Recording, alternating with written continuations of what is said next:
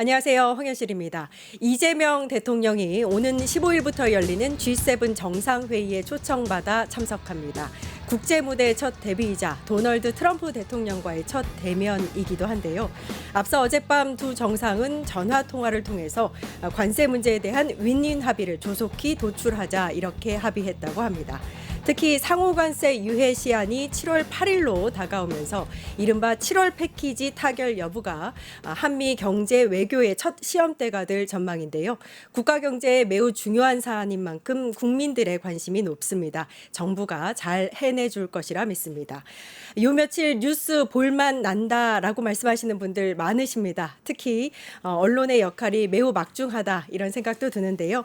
뉴스토마토 끝장 뉴스는 깊이 있는 분석과 팩트에 기반한 균형 있는 감각, 더 정확하고 차별화된 내용으로 보답하겠습니다.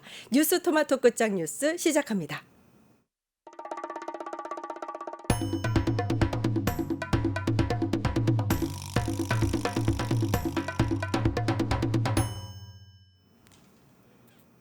네, 길다면 길고 짧다면 짧았던 대선 기간이 끝났습니다. 대선 이후를 돌아보는 민심, 위클리 민심으로 알아보겠습니다. 이강윤 정치평론가 나와 계십니다.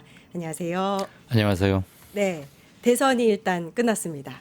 새 정부가 들어선 지 한 나흘 정도 됐죠. 네. 네, 근데 되게 많이 오래된 것 같아요. 몇 달은 된 것 같다 이런 생각이 들어요. 하도 변화가 불쌍하니까. 그리고 뉴스도 많이 나오니까 네. 꽤 여러 날이 흐른 것 같긴 합니다. 잘 네. 쉬셨나요? 잘 쉬었습니다. 네, 첫 번째 주제 깜깜이 기간 이변은 없었다부터 하겠습니다. 대선 전 일주일 동안 깜깜이 기간이 있었는데 이른바 블랙아웃이라고 하죠. 이 공표하지 못했던 여론조사들이 굉장히 많았고 그중에서 뉴스토마토 자체 조사도 있었습니다. 한번 살펴보도록 하겠습니다. 깜깜이 기간의 후보별 지지율이 일단은 저희가 조사한 걸로 보면 크게 차이가 나지 않았다라는 게 여론조사로 나타났습니다. 리얼미터 여론조사에서 일단 49.2% 이재명 대통령이 지지율을 보였었고 김문수 전 후보가 36%대였어요. 그런데 깜깜이 기간에는 이재명 지금은 대통령이죠. 48.1%, 김문수 후보가 40.1%. 많이 이제 추격한 모습을 보이긴 했습니다. 네. 이번에 출구조사가 3년 전 대선 때는 실제로는 0.7%포인트 차이였는데 3년 전 출구조사로는 한 0.6%포인트 차이 날 것이다. 그래서 그 정확성에 깜짝 놀랐어요. 네. 그 미세한 차이까지도 맞췄는데 그때에 비하면 이번 출구조사는 그때보다는 정확성이 좀 떨어졌다. 맞아요. 아마 8시 땡 하니까 시청자분들 다 아시겠지만 이재명 51.7이었나 그랬고 김문수는 30 몇 이렇게 나왔었잖아요. 그런데 막상 득표가 다 완료되고 보니까 출구조사는 일단 이재명 후보는 50이 안 됐고 김문수 후보는 40을 넘겼고 그리고 김문수 이준석을 합치면 한 49. 네. 이재명 후보도 49를 좀 넘기고 이렇게 나왔잖아요. 네. 그러니까 출구조사와는 사뭇 좀 다르긴 했고 그다음에 투표가 종료된 이후로는 이제 깜깜이 때 해보았던 여론조사도 공개할 수 있는데 지금 예로 들어주신 거 보니까 미디어 토마토께 꽤 정확했다. 오히려 출구조사보다도 더 실제 득표와 유사하게 나왔어요. 그러네요. 그거를 가지고 이제 앞으로도 많은 논란도 있고 원인도 일부분 하겠지만 제가 볼 때는 사전 투표하신 분들에 대해서는 출구조사를 하는 방법이 없어요. 네. 아시겠지만 출구조사는 투표소 앞에 50m 밖에 이렇게 기다리고 있다가 투표 마치고 나오는 분한테 응하시겠습니까? 해서 그럽시다 하면 이렇게 받아 적는 형태인데 그러니까 응답 정직도는 굉장히 높죠. 자기가 A 후보를 찍어놓고 이미 50m 전에 1, 2분 전에 나 B 찍었어라고 말할 이유도 없고 요즘 그런 사람들은 없는데 사전 투표가 한 36, 7%가 됐잖아요. 전체 유권자에. 그리고 전체 총 투표율에 비하면 40%가 훨씬 넘으니까 그 사람들이 어떻게 투표했는지는 알 방법은 없어서 물론 출구조사를 담당하는 여론조사 회사에서 그분들에게 따로 조사를 하긴 합니다. 그런데 그 보정의 정확도가 이번에 조금 떨어졌던 게 아닌가 싶고, 또 하나는 보수 대결집이 일어났던 건 분명한 것 같아요. 투표율이 일단 80%에 육박하지 않았습니까? 네. 지난 대선 투표율이 3년 전이 77%였거든요. 그럼 약 3%포인트 가까이 늘어난 건데, 말이 그렇지 투표율 1, 2%포인트 늘어나기가 의외로 어렵습니다. 그런데 막판에 일어났던 보수 대결집을 조금 못 포착한 게 아닌가, 이런 추측은 가능해요. 어쨌거나 미디어 토마토 거 여론조사 깜깜이 때 해놓은 걸 보면은 실제와 상당히 유사했고, 김문수 후보가 우리가 그동안 한 달 넘게 계속 우리 황 진행자랑 저랑 몇 주일 동안 매주 이거 중계 방송하듯이 분석했잖아요. 네. 그때 김문수 후보가 40%를 넘긴 적은 딱 내 기억에 한 번인가 두 번밖에 없었는데, 그리고는 대개 30% 후반대였는데, 이번 실제 개표 까보니까 40% 넘겼죠. 그래서 아마 TK, PK 지역들과 수도권에서도 그쪽 출신 분들이 야, 우리 투표하자. 이기진 못하더라도 우리도 뭉쳐 있다는 걸 과시할, 좀 이런 것도 작용한 것 같고, 윤석열 부부가 투표한 게 진보층에게도 좀 투표 욕구를 자극한 점이 있는 것 같고, 좀 분하잖아요. 예. 민주주의 파괴자인데 아무 일 없었다는 듯이 웃으면서 투표하는 게 사실 국민 법감정이나 정치적 정서에 좋아 보이지 않았고, 그런데 그런 모습이 보수층 있는 분들에게는 어느 정도 자극도 될 수도 있었겠다. 이건 그냥 심정적 추측입니다. 네, 막판 보수 결집이 있었던 것 같다, 이렇게 말씀하셨는데, 내용을 한번 보면, 대선 결과에 대한 내용을 보면 수도권과 충청권에서 과반을 넘었습니다. 이것도 네. 굉장히 의미 있는 결과가 아닌가라는 생각이 드는데, 어떻게 봐야 될까요? 그렇죠. 몇 주일 전에 황 앵커가 저한테 충청권이 바로미터가 될 수 있다고 보는데 어떠십니까? 그래서 제가 100% 찬성한다. 그건 팩트고 통계다. 그랬는데 이번에도 여실히 드러났고요. 작년에 4월 총선에서도 충청 지역에서 민주당이 압승했지만 이번에도 충청에서 큰 표 차이로 김문수 후보를 앞질렀고, 가장 인구가 많이 몰려있는 곳이기도 하자 정치적 비중이 상당히 큰 서울 지역의 표심을 우리가 또 챙겨보지 않을 수가 없잖아요. 그렇죠. 3년 전 대선에서는 당시 윤석열 후보가 이재명 후보를 이겼어요. 서울에서. 네. 약 30만 표 차이로 앞섰어요.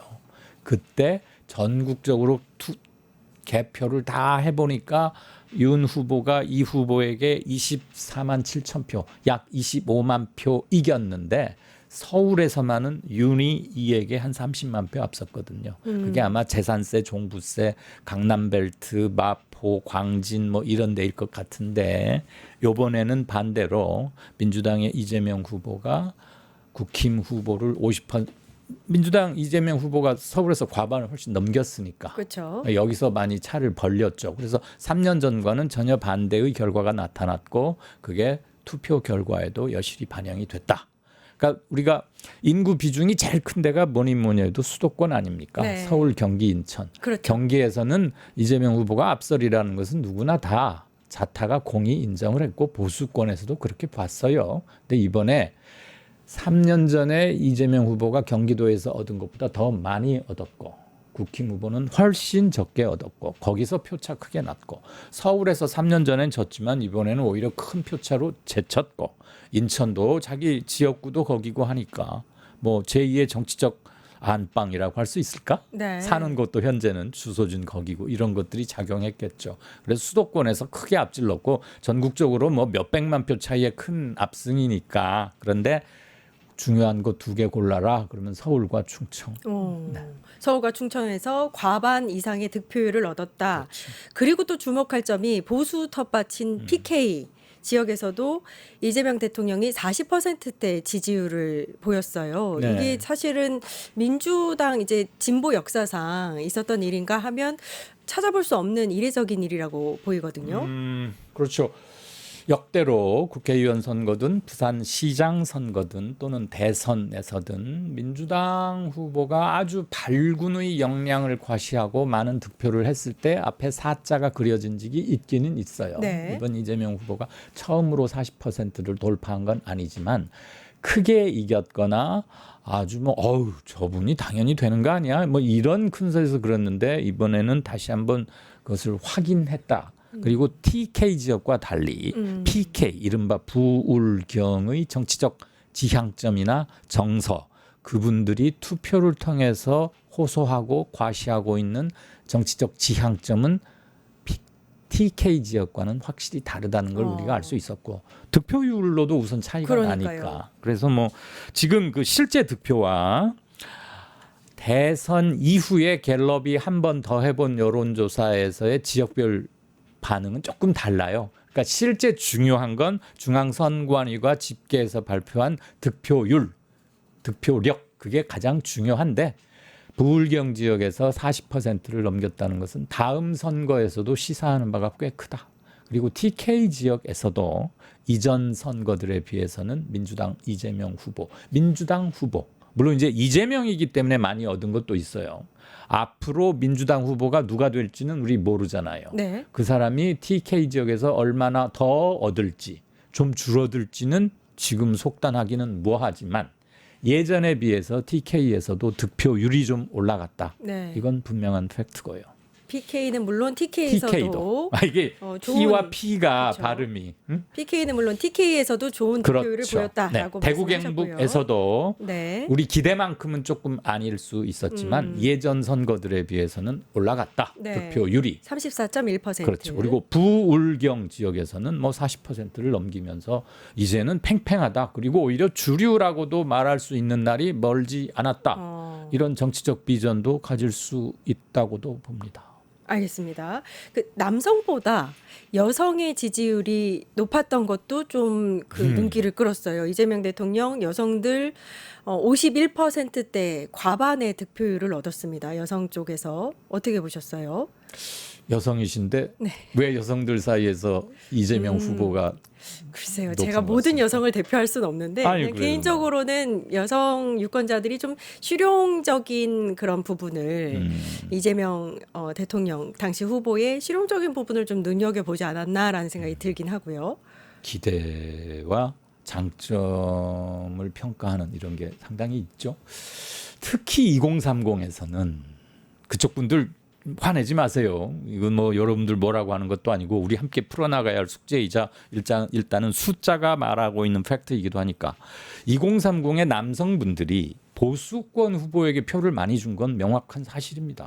본인들도 잘 알고 있을 것이고 반면에 2030의 여성분들이 민주당 후보, 진보권 후보에게 요번뿐만이 아니고 최근 몇 년 동안의 선거에서는 계속 많은 지지를 보내오고 있는 것도 명확한 사실이에요. 이 왜 그러는지를 포함해서 이것을 풀어나가야 할 게 정치권에서는 선거와 정치의 영역에서 풀어야 하는 것이고 행정부에서는 국민 갈등의 요소로 번져서는 안 되잖아요. 정책적으로 어떻게 접근을 하고 어떤 것을 내놓고 통합을 호소하고 그래서 이들이 더 이상 대립하지 않도록 만드는 것. 결국 이런 게 통합적으로 나라를 운영하고 소모적이고 투쟁적인 정치가 아니라 상생의 정치로 가는 거 아니겠습니까? 남성에서는 친보수권이 확실했고 여성에서는 아주 뚜렷하게 친 이재명이 있었어요. 네. 앞서 여론조사 살펴봤었는데요. 뉴스토마토 의뢰로 지난달 31일부터 이달 3일 오후까지 나흘 동안 만 18세 이상 전국 성인 남녀 2,557명을 대상으로 실시됐습니다. RDD 무선 전화 방식으로 진행이 됐고 응답률은 4.1%포인트 이렇게 집계가 됐습니다. 한 말씀만 네네네네. 10초만 더 붙일게요. 출구조사의 연령대별, 성별 각 후보에 대한 투표율에서도 드러났고 지금 뉴스토마토나 갤럽의 깜깜이 기간 중에 치러진 여론조사에서도 확인이 되다시피 전반적으로 그러니까 40대, 50대, 60대 초반 남성의 보수화를 말하는 게 아니고 2030 남성의 보수화는 뚜렷하다. 특히 이준석에게 가 있는 20대 남자들의 표 거기서는 이준석이 1위예요. 20대 남자에서는 실제 득표 개표 결과로 보면 여론조사 거 말고 20대 남성에서는 이준석이 제일 표를 많이 얻었다고 37인가 뭐 그 정도 나올 거예요 아마. 그래서 이거는 왜 그런지를 정말 다각도로 과학적으로 따져야 합니다. 감정적으로 접근해서는 안 되고 너희들만 방에서 집에서 게임만 하고 그러다가 정치 의식도 없고 뭐 정치 효능감도 떨어지고 자기들끼리 그냥 뭐 이렇게 열패감이나 불만 이런 것들을 이렇게 비정상적으로 해소하고 있는 거 아니야라고 자꾸 윽박지르는 것은 저는 해결책은 안 된다고 봐요. 그런 요소도 물론 있을 겁니다. 근데 그걸 포함해서 잘 하자는 것이고 반대로 20, 30대 초반 여성들의 진보 성향은 그들이 계속 앞으로도 민주당이나 진보권을 무턱대고 지지해줄 우리의 텃밭이다. 그러고 그냥 집토끼 마냥 처박아둬서도 또 안 되는 거예요. 그들에게 끊임없이 정치적 효능감을 주고 사회의 변화와 자기들의 욕구를 정치적 욕구를 정책 차원으로 흡수해서 실감할 수 있게 변화를 가져다 줘야 계속 지지가 유지되는 거 아니겠습니까? 네. 계속해서 의미 있는 여론조사를 한번 보도록 할 텐데요. 주제 두 번째, 21대 대선 의미는 심판입니다. 조기 대선에서 이재명 대통령이 과반에 가까운 지지율을 얻은 이유를 한국갤럽에서 여론조사했는데요. 1위가 내란 종식, 2위가 행정 능력 이렇게 나왔습니다. 내란 종식이 아무래도 이제 이번 대선의 가장 중요한 의미였다 이렇게 볼 수 있네요. 네, 그렇죠. 이거 역시 갤럽이 주관식으로 물었어요. 네. 보기 쭉 불러주고 골라 잡으세요가 아니고 그냥 선생님 생각하는 걸 말해보세요. 우리가 메모해서 분류할게요. 이게 주관식이잖아요. 내란 종식이 1위였는데 무려 27%입니다.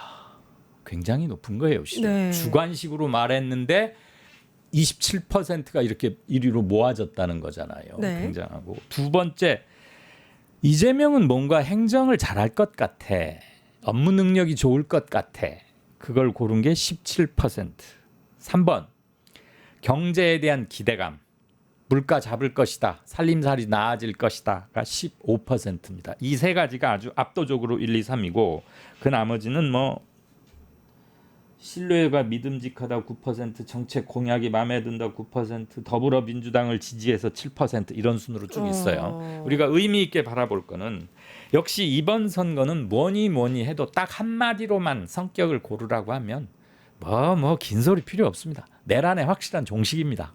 이게 여기 이 질문에서도 명확히 드러났고 그 말은 내란을 제대로 법적으로 정치적으로 잘 매조지하고 결단하고 정리하고 다음번에 그래서 시대를 딱 이 내란 파문을 다 제대로 속히 엄하게 마무리를 짓고 다음 세대로 옮아가야 하는 것이겠죠. 네.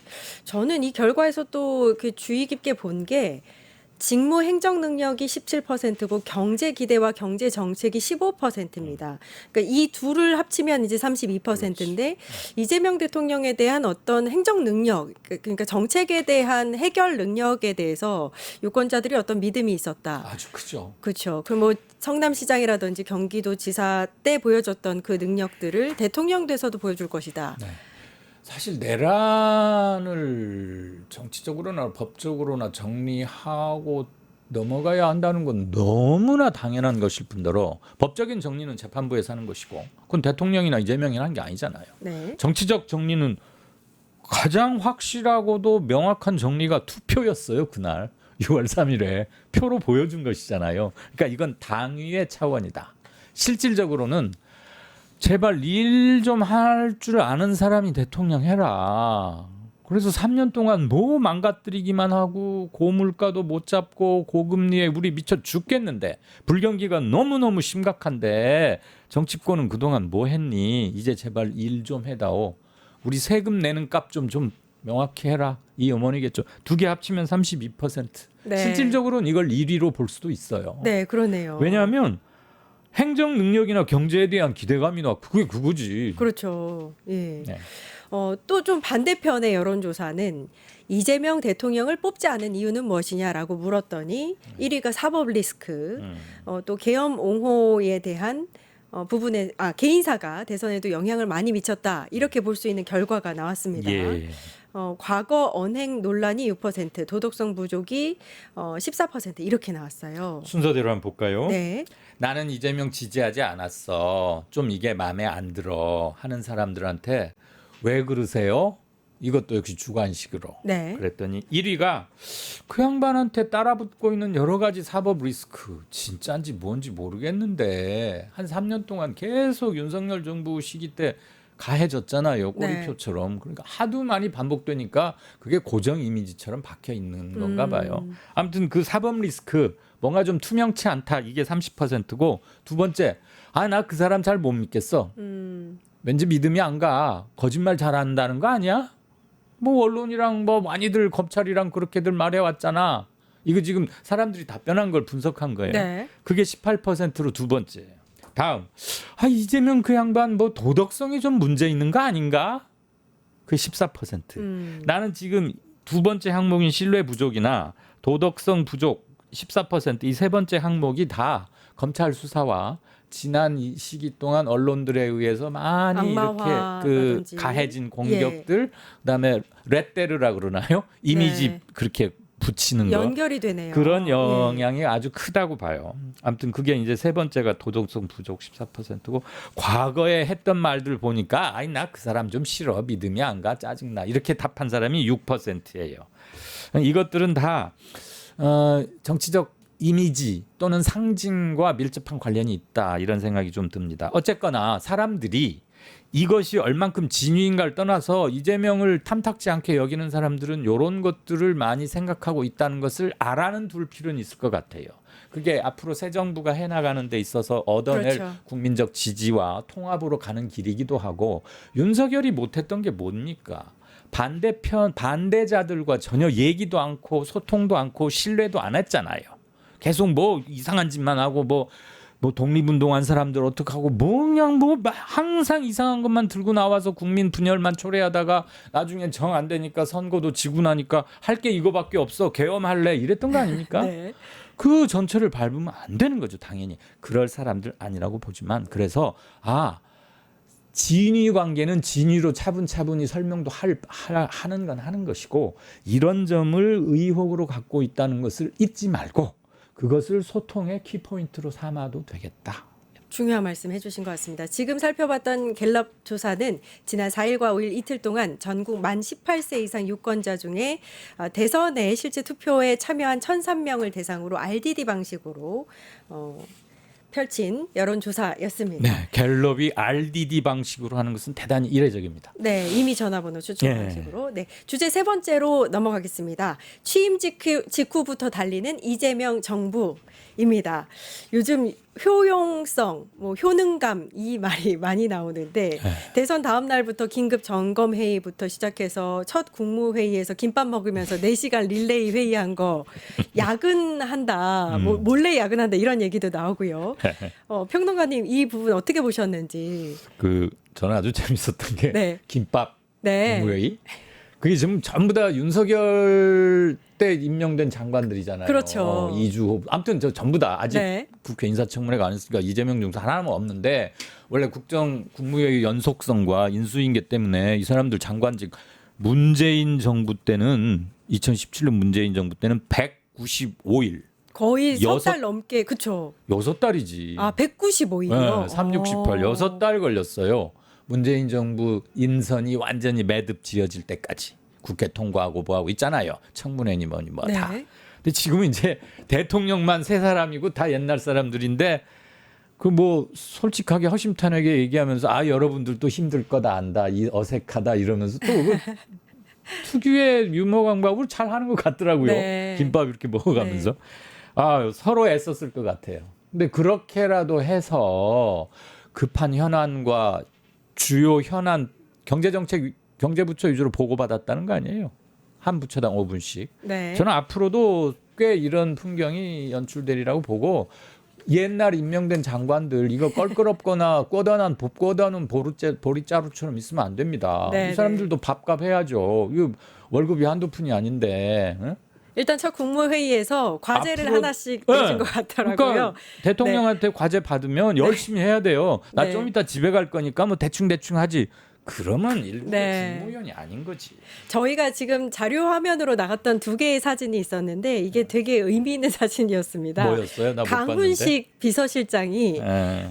하루 만에 굉장히 초췌한 모습으로 나타났다 해서 일부 이제 커뮤니티에서 국민들이 반응을 보였는데 저 오른쪽에 있는 강훈식 비서실장이 하루 만에 저렇게 초췌해진 모습으로 나타났다. 또 강효정 대변인은 원형 탈모가 생겼다. 뭐 이런 얘기도 올리기도 했는데 국민들 반응이 매우 재밌고 일하는 정부에 대한 또 기대감도 솔솔 있는 것 같아요. 지금 뭐 용산 집무실이 뭐 텅텅 비었다는 거 아니에요? 볼펜 네네. 한 절 없이? 네. 이건 말도 안 되는 거고 국정의 연속성이라는 게 뭡니까? 다 인수인계 대상이니까 손도 안 대고 가만히 있다가 새 주인이 오면 현황 보고하고 지시 받아서 진짜 일할 사람들이 들어올 때까지는 칼같이 하다가 그렇죠. 가는 그게 인수인계인데 뭐 싹 집에 간 게 아니라 원래 있던 대로 갔다며.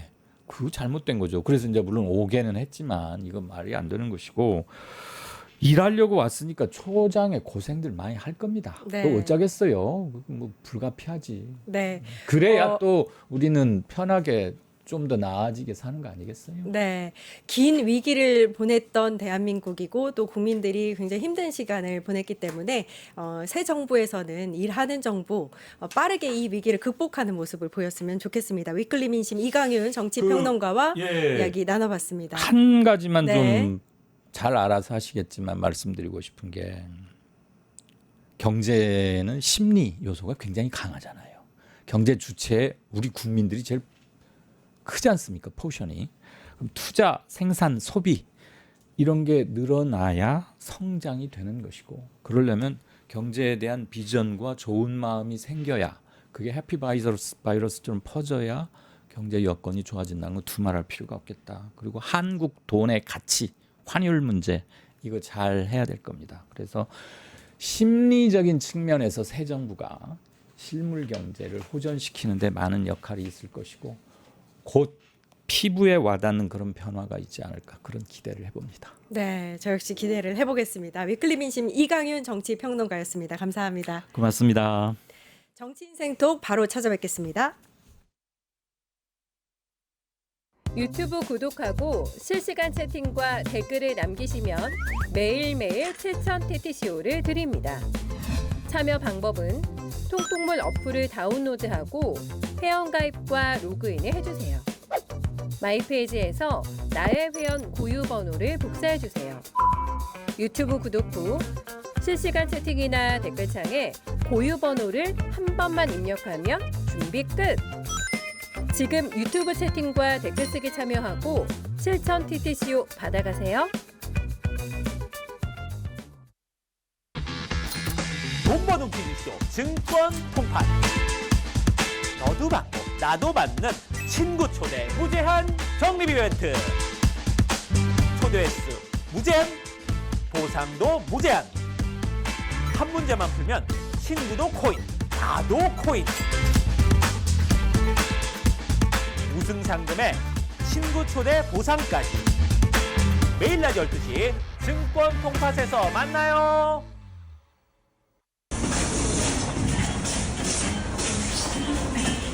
이제 실전이다. 직접 설정도 만들어 찍어보는 중이다.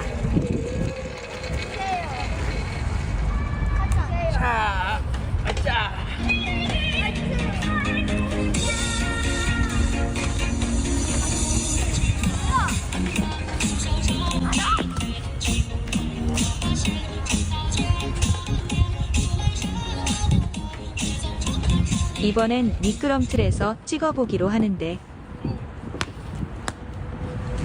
그런데 그만 엉덩방아를 찍고 말았다. 네, 정치권의 주요 이슈를 생생하게 분석하는 정치인 생톡 시간입니다. 김광진 전 더불어민주당 의원님 나와 계십니다. 안녕하세요. 네, 안녕하세요. 반갑습니다. 네, 오프닝에 아주 인상적인. 그러게요. 저를 상징하는 많은 영상이 있을 텐데 네. 굳이 저 영상을 찾아서 감사합니다. 네. 아이고. 지난 대선 기간에 예. 굉장히 활약이 크셨군요. 저건 이제 총선 때 영상이고 네, 네. 대선 때는 중앙선대위에서 아. 이제 부위원장 맡아서 역할하고 또 민주정부 계승위원회 그리고 뭐 게임산업위원회 뭐 여러 가지 활동들 좀 했었습니다. 그렇군요. 네, 첫 번째 주제부터 예. 의원님과 나눠볼 텐데요. 불황과 싸울 이재명의 경제팀입니다. 인선 이야기겠죠. 어제 오후에 강훈식 비서실장이 대통령실에 경제팀 참모 명단을 발표를 했는데 좋은 반응을 보이고 있는 것 같습니다. 일단 경제 성장 전략에 대한 이해도가 높은 인사다라는 평가가 주를 이루는 것 같아요. 사실은 청와대 그 관련한 인사를 얘기할 때 이제 실장급들은 당연히 먼저 하실 거고 그 다음으로 한다 그러면 정무수석이 서열상으로는 가장 높거든요. 그래서 정무수석을 먼저 발표하지 않을까라고 생각했었는데 대통령 되시고 나서도 가장 먼저 하셨던 게 비상경제점검회의를 하신 상태 그리고 이 국민들의 삶을 지켜내는 것 경제라고 하는 것이 훨씬 더 중요하다라고 하는 생각에 방점을 찍으셔서 지금 정책실장, 경제성장수석 그리고 재정기획보좌관이 3인을 임명하신 상태이신 것 같습니다. 근데 좀 유념해서 보고 싶은 부분 중에 하나는 재정기획관인데요. 정확한 명칭은 재정기획보좌관으로 이제 했죠. 근데 문재인 정부 때는 재정기획관이라는 명칭이 있었고 윤석열 정부에서는 이제 그 직위가 아예 없어졌었는데 문재인 정부도 하여튼 격상해서 수석급으로 재정기획보좌관을 만들었다라고 하는 것이 상징하는 부분들이 좀 많이 있는 것 같습니다. 네. 일단 정책실장에는 기재부 1차관을 출신의 김용범 정책실장이 인선이 됐고 경제성장수석 원래 이제 경제수석인데 경제성장수석으로 바뀌면서 대통령 자문위 경험이 있는 하준경 수석이 임명이 됐습니다. 재정 경제 분야의 전문가인 류적헌 이분도 이제 수석급의 재정기획보좌관으로 임명이 됐네요. 일단 경제 쪽에 이제 대통령실이 국정 철학에 이제 방점을 뒀다, 완결성에 방점을 뒀다 이렇게 보면 되겠죠. 인사에 고민이 많으신 상태였다라고 하는 게 면면을 통해서 좀 보여지는 것 같습니다. 사실 국민주권 정부, 그러니까 이재명 정부는 문재인 정부를 비롯해서 민주정부 3기 세 개의 민주정부를 계승한다라고 하는 측면, 이어달리기를 해야 된다라고 하는 측면도 있겠습니다만 민주정부 3기를 넘어서는 성과를 보여줘야 한다라고 하는 각오와 다짐도 있을 거라고 생각합니다. 거기에 더해서 최근에 경험했었던 문재인 정부 그리고 윤석열 정부에서 보여줬던 모습 중에서 이런 부분들은 좀 바꿔야 하는 것이 아닌가라고 하는 것에 대한 반성들도 많이 있었을 것 같은데요. 그런 모습을 이번 인사에 좀 보여준 것 같습니다. 특히 아마 이제 정책실장이나 경제수석을 정하는 과정에서 특히 정책실장이 그러겠죠. 너무 기재부 출신을 쓰면 국간을 단속해야 된다라고 하는 것 때문에 재정을 풀지 않아서 걱정이 되고 그렇다고 또 너무 교수 중심으로 인사를 하게 되거나 측근 중심으로 하게 되면 너무 또 현상과 현실과 동떨어지는 주장들만을 펼치는 이제 이런 모습들을 많이 보인다. 특히 이제 문재인 정부 때도 좀 그런 모습들이 있었다라고 하는 반성이 담겨 있는 것 같은데 김용범 정책실장 당시 이제 김용범 차관과 제가 청와대 정무비서관 할 때 같이 이제 매주 카운터 파트너로 역할도 했었는데요. 기재부 출신 중에서는 대개 정무 감각이 높은 편이고 또 정당이 주장하는 바에 대해서도 당정회의를 할 때 꽤 친숙하게 받아주는 스타일의 기재부 출신입니다. 그리고 경제성장수석을 맡았던 하준경 지금 수석 같은 경우는 이재명 대통령이 추구해 왔었던 경제성장의 여러 가지 방향들을 이론적으로 만들어 왔던 분이기 때문에 이 세 분이 잘 모여서 역할들을 할 수 있을 것 같고 특히 재정기획보좌관이라고 하는 자리를 통해서 조금 더 기재부가 독자적으로 역할을 하는 것이 아니라 청와대가 주도권을 갖고 재정 운영을 관리하겠다라고 하는 대통령의 의중도 반영된 것 같습니다. 조금 전에 기재부 관련한 말씀들을 하셨는데 아무래도 이제 이재명 대통령이 경기도지사 시절에 재정의 중요성에 대해서 많이 강조한 바 있고 그 기재부가 이제 방금도 말씀하셨듯이 이제 곳간 문을 잠가서 재정이 이제 국가 경제가 제대로 돌아가지 않았다 이런 비판이 있었잖아요. 새 정부에서는 기재부에서 예산 관련한 편성, 기능 분리에 대한 이야기도 솔솔 나오고 있는데 어떻게 보세요?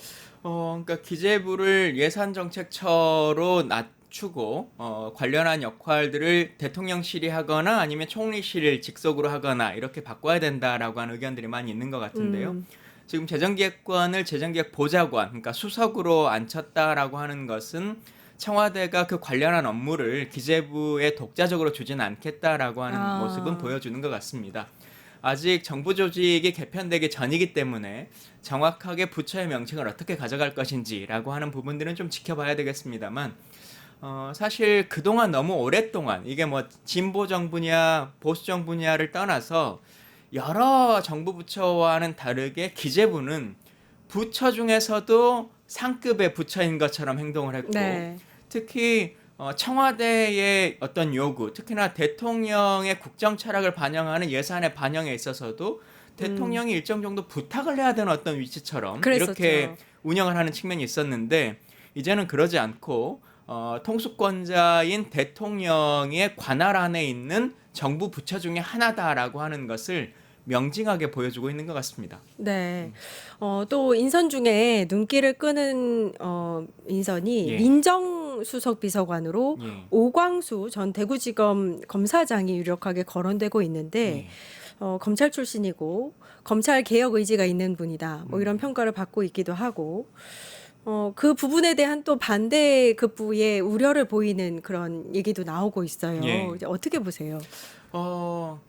이제 아직은 정식으로 뭐 대구지검 검사장을 했었던 오광수 검사장을 임명하겠다라고 발표를 한 것도 아니고 또 당에게 어떤 것을 요청한 것도 아닙니다. 여러 이제 설들이 있는 인사 중에 하나이신데 너무 앞서서 이런 고민을 언론을 통해서 부정적으로 말할 필요는 없을 것 같다라는 생각이 좀 1차적으로 들고요.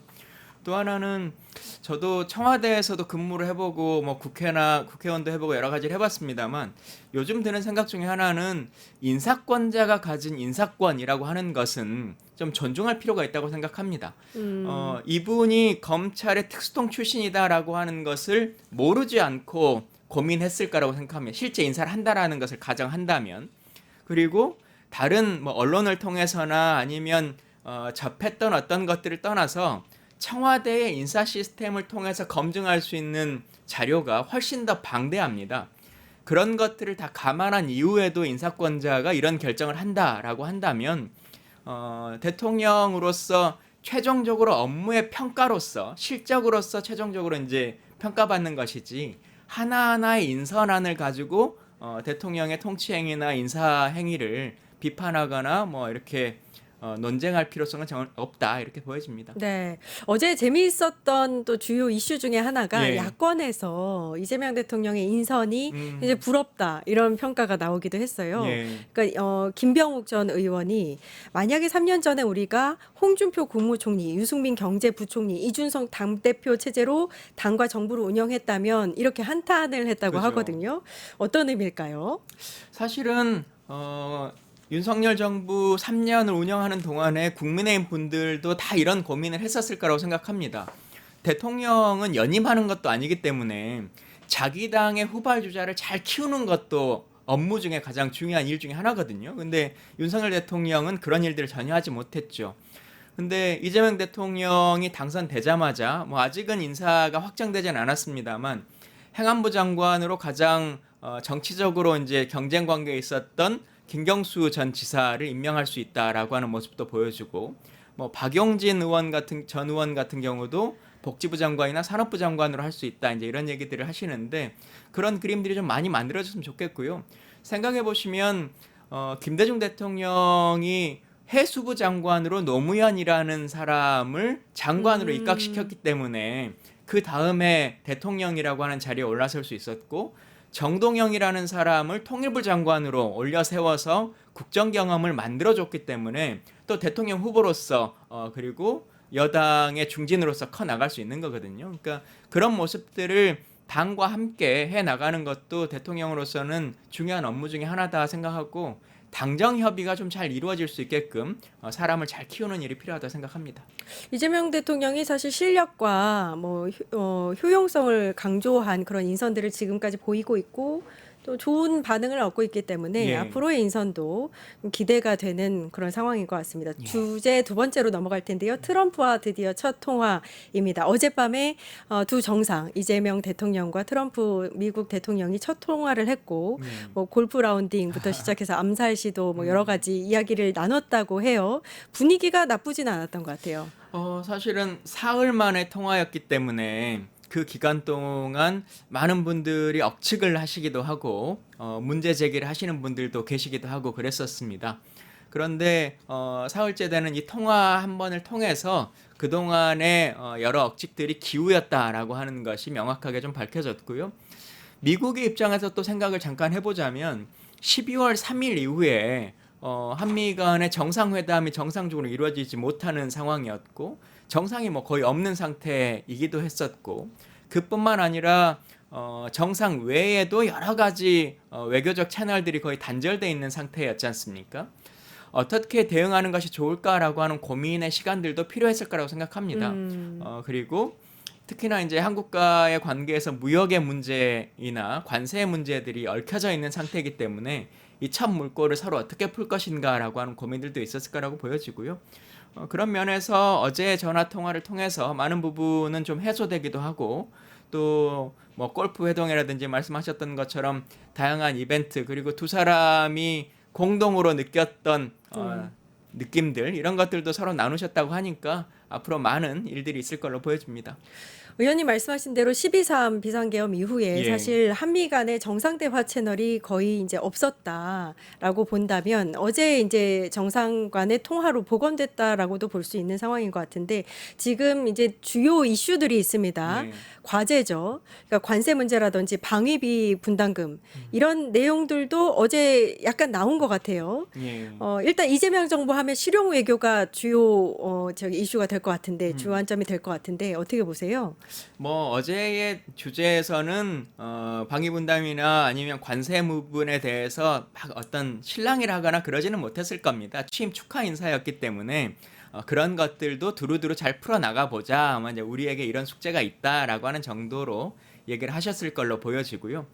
방위비 분담 같은 경우는 1기 트럼프 정부일 때 예전 트럼프 정부일 때도 한번 그 이슈가 있었습니다만 결론적으로는 향후 10년간 묶어놓겠다라고 하는 것으로 그 당시에도 협상이 됐었고 관세가 지금 이제 우리에게 떨어진 숙제 중에 하나인 것 같습니다. 앞으로 이제 이 문제는 말씀하셨던 것처럼 이재명 대통령께서 실용 외교를 통해서 풀어나가야 될 텐데 아직은 뭐 외교부 장관도 정확히 지금 세워져 있지 못한 상태고 소위 사강 대사라고 저희가 이제 지칭합니다만 미국 대사를 포함해서 사강 대사도 지금 아직 확보가 되지 못한 상태입니다.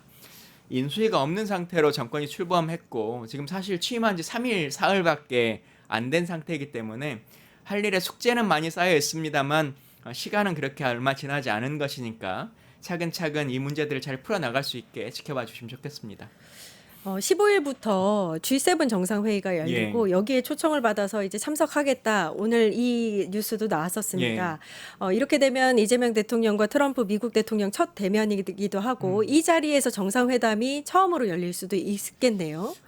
뭐 지켜봐야 되겠습니다만 G7 정상회의라고 하는 것이 또 워낙 이제 다자회의도 많고 독자회의도 많고 뭐 그렇습니다만 일정 잡기가 생각보다 순탄하지는 않습니다. 그리고 양 정상 간의 의제가 합의가 되려면 사전에 의제 조율을 위한 회의들이 많이 필요하거든요. 그렇죠. 근데 저희 같은 경우는 지금 그 준비가 원활하게 이루어지지 못한 상태로 있기 때문에 큰 숙제를 안고 있는 상태에서 정상회담을 빨리 하는 게 꼭 좋은 건가라고 하는 부분에 대해서도 아마 외교 채널에서 고민을 해볼 거라고 생각하고 왜냐하면 정상 간에 만났는데 타결되지 못하고 서명되지 못하는 관계로서 끝나버리는 모습은 사실 별로 좋지 않습니다. 그렇기 때문에 지금 여기서는 그냥 인사 정도를 하는 것도 하나의 방법일 수 있겠고요. 그 외에도 여러 가지 정상회담들이 밀려 있고 또 특히 트럼프 대통령이 미국으로 초청을 정식으로 했기 때문에 그 일정을 잘 잡아서 준비하는 것도 하나의 방법이다라고 생각하고 윤석열 대통령이 있던 시절에 소위 노룩 악수 그리고 뭐 50몇 초간의 정상회담 뭐 이런 것들을 있었죠. 예. 정상회담이다라고 하는 것을 얘기를 했었는데 그런 것들을 국제적으로 정상회담이라고 칭하지 않는 것이기 때문에 제대로 된 준비 그리고 의제가 있는 회담 이런 것들을 잘 준비하는 게 필요하다고 생각합니다. 아, 지금 그 말씀을 하시니까 윤석열 정부 때 예. 노로각수라든지 뭐 50여 초 예. 정상회담이라든지 이런 말씀을 하시니까 좀 너무 욕심을 내서 정상회담 언제 하는가를 가지고 또 언론이 예. 이렇게 이슈를 갖고 가면 안 될 것 같다 이런 생각이 맞습니다. 들고 예. 일단 대통령실이 방미 특사단을 검토하고 있고 중일 정상과 통화도 조율 중이다 이런 뉴스까지 나오고 있습니다. 자, 주제 세 번째로 넘어가 보도록 하겠습니다. 리박스쿨 CCTV엔 뭐가 담겼을까입니다. 서울교대가 리박스쿨 추천 강사 11명을 늘봄 학교 강사로 보낸 게 밝혀졌습니다. 강의 내용 등 실태 조사가 필요한 상황인 것 같은데 어떻게 보세요? 리박스쿨이라고 하는 게 이승만 박정희를 알린다라고 하는 이승만 박정희 스쿨의 약자이거든요. 네. 그러니까 보수의 관점을 아이들에게 가르치기 위해서 교육생들을 만들고 특히 이제 늘봄학교라고 하는 것이 이제 윤석열 정부 들어서 학교의 방과 후 학습을 대대적으로 이제 확대시킨 국가 그렇죠. 정책 중에 예. 하나입니다. 사실 대한민국의 많은 교육 프로그램들을 갖추고 있고 지역아동센터를 비롯해서 준공영의 역할들을 하는 곳들이 많이 있는데 늘봄학교를 왜 이렇게 양성하냐라고 하는 것에 대한 비판들도 사실 있었거든요.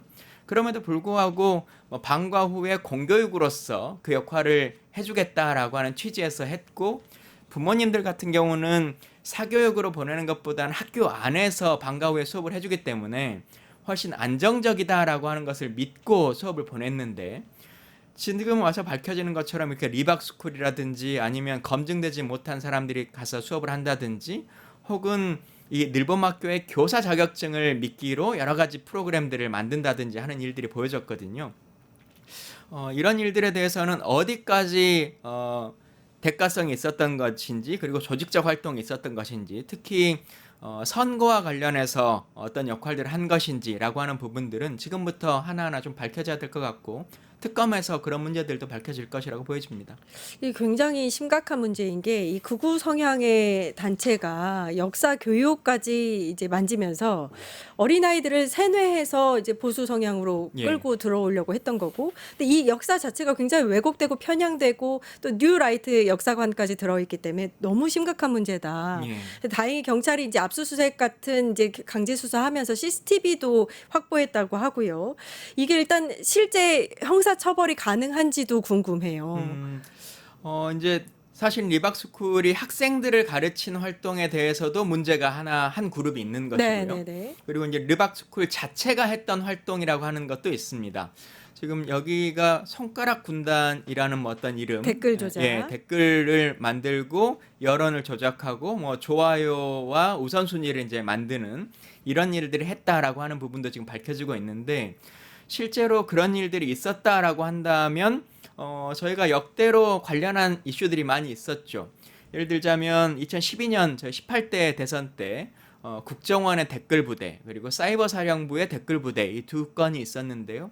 관련해서 관련자들의 처벌들이 있었고 대표적으로 이제 기억하시겠습니다만 국정원장을 했었던 원세훈 원장이 징역 4년에 자격정지 4년이라고 하는 것을 받았고 그리고 김경수 전 경남지사 같은 경우도 이제 19대 대선 때 소위 드루킹 사건이라고 하는 매크로 조작 사건 이제 이 문제와 관련해서도 형 2년이 확정된 바도 있었습니다. 그래서 사이버상에서 여론을 조작한다 그리고 그것을 통해서 선거의 민의를 조작한다라고 하는 것은 법률적으로도 그리고 민주주의라고 하는 것에 대해서도 대단히 위협적이다라고 하는 것이 진보와 보수 모두의 상황에서도 다 처벌받았던 것이거든요. 그래서 그 부분에 대해서도 지금 압수수색이 이루어졌고 특검이 이제 진행되는 과정 안에서 밝혀진다고 하면 강한 처벌이 있어야 될 것 같고요.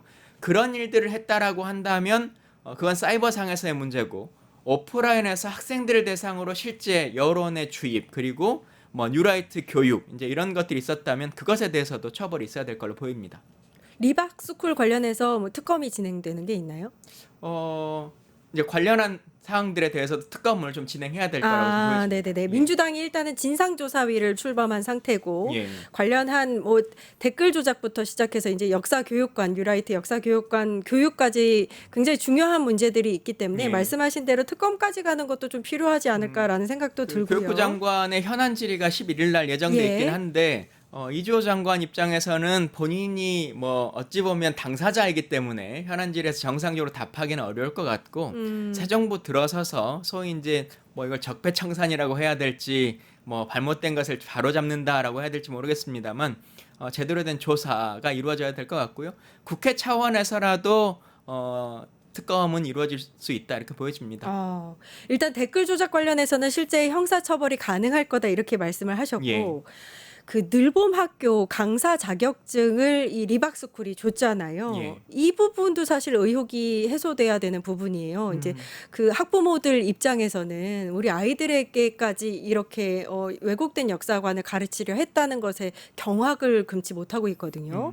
어떻게 보세요? 리박스쿨의 대표자분이 교육부의 정책자문위원을 맡고 뭐 이제 쭉 정부와도 연계성을 갖고 있다라고 하는 것은 하나하나씩 밝혀지고 있는 거지 않습니까? 그러면 과연 어디 정도까지 단순히 리박스쿨이 어떤 문제를 일으켰냐만을 넘어서서 그리고 서울교대만이 지금 이런가라고 하는 것을 넘어서서 늘봄학교가 전국적으로 있는 상태이기 때문에 과거의 상황을 한번 생각해 보시면 박근혜 정부 때 보훈처를 동원해서 전국적으로 보훈교육이라고 하는 이름으로 학생들에게도 교육을 하고 시민들에게도 교육을 했던 프로그램들이 있었습니다. 그런 것들과 아마 동일한 방식으로 운영됐을 거라고 보여지기 때문에 교육부는 어디까지 연계되어 있는 것인지 라고 하는 것도 밝혀져야 하는 것이고요. 전국적인 늘봄학교 안에서 꼭 리박스쿨이라고 하는 이름이 아니더라도 예를 들면 지역별로 이름을 좀 달리했을 수도 있거든요. 그래서 그런 프로그램들에 대한 전면적인 조사도 이루어져야 될 거라고 보이고 말씀하신 것처럼 특히 아이들에게 그리고 제가 말씀드린 것처럼 이게 공교육의 일환으로 학교가 방과 후에 학교 교실에서 수업을 해주는 것이거든요. 네. 그래서 훨씬 더 신뢰성이 높은 것인데 이런 뉴라이트 교육을 해왔다라고 하는 부분에 대해서는 과연 이것만 그런 것인지 아니면 늘봄 스쿨의 전체적인 교육 프로그램은 어땠던 것인지 국회에서도 좀 전면적으로 다뤄볼 필요가 있다고 생각합니다. 1조 가까이나 되는 늘봄 학교 예산이 2026년에는 3조 이상으로 늘어난다 예. 이런 얘기도 있는데 일단 11일입니다. 다음 주 수요일에 이주호 교육부 장관이 현안 질의를 할 예정인데 이 늘봄 학교에 대한 전수조사도 진행 중이잖아요. 관련해서 좀 자세한 브리핑이 있었으면 하는 그런 바람입니다. 정치인생톡 김광진 전 더불어민주당 의원과 이야기 나눠봤습니다. 감사합니다. 예, 감사합니다. 정치하는 언니들 바로 찾아뵙겠습니다. 유튜브 구독하고 실시간 채팅과 댓글을 남기시면 매일매일 7천 TTCO를 드립니다. 참여 방법은 통통물 어플을 다운로드하고 회원가입과 로그인을 해주세요. 마이페이지에서 나의 회원 고유 번호를 복사해주세요. 유튜브 구독 후 실시간 채팅이나 댓글창에 고유 번호를 한 번만 입력하면 준비 끝! 지금 유튜브 채팅과 댓글 쓰기 참여하고 실천 TTCO 받아가세요. 돈 버는 퀴즈쇼 증권 통판.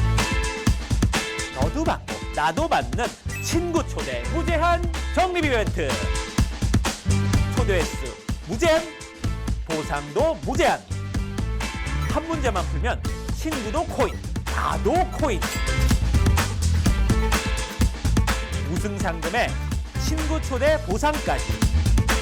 매일 낮 12시 증권 통팟에서 만나요. 돈 버는 퀴즈쇼 증권 통팟. 퀴즈를 풀면 최대 100만 원 상당의 보상을 드려요. 탈락해도 걱정은 NO. 친구를 초대해도 코인을 드립니다. 친구는 3,000원, 나는 2,000원의 코인을 무제한으로 드려요. 자세한 내용은 QR코드를 스캔해보세요. 상금의 주인공은 바로 당신!